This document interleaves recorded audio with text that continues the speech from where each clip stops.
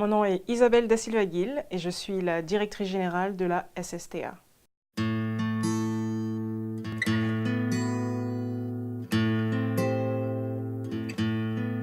Je suis au Canada depuis à peu près 15 ans.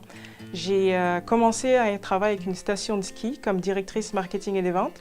Puis après ça, quand j'ai rencontré mon mari, on a décidé de venir à l'île du Prince-Édouard. Et à ce moment-là, mon premier emploi à Lille, c'était pour l'Association pour les nouveaux arrivants. Donc j'ai aidé des personnes à intégrer et à vivre à l'île du Prince-Édouard en étant moi-même immigrante et puis nouvelle arrivée à Lille. Mais j'avais déjà de l'expérience par le processus d'immigration justement. Puis après avoir passé du temps à l'association, j'ai continué avec le gouvernement provincial.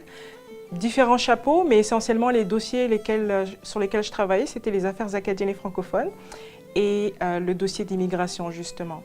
Donc après une dizaine d'années, ça fait qu'on se retrouve aujourd'hui et je suis actuellement la directrice générale de la Société Saint-Thomas d'Aquin, communément connue comme la SSTA.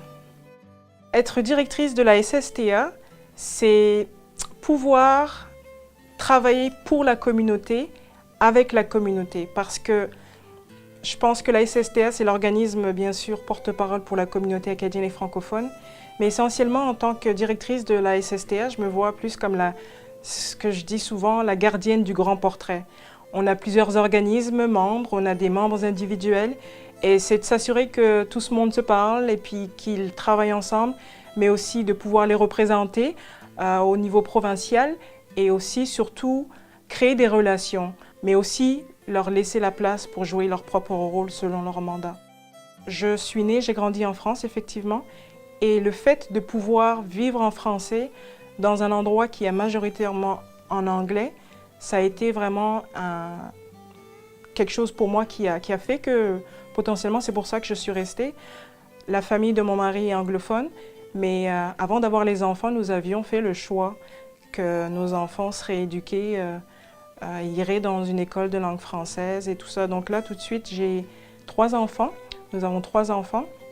Et 2 des enfants sont dans une école de langue française à Rustico. Et puis ma plus jeune, qui a 2 ans, est dans un centre de la petite enfance ici à Summerside où je travaille.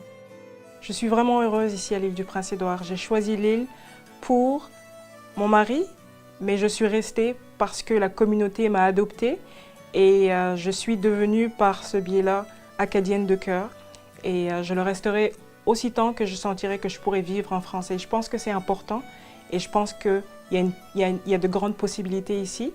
Et il y a une belle vie qui attend ma famille et mes enfants ici à l'île du Prince-Édouard en français.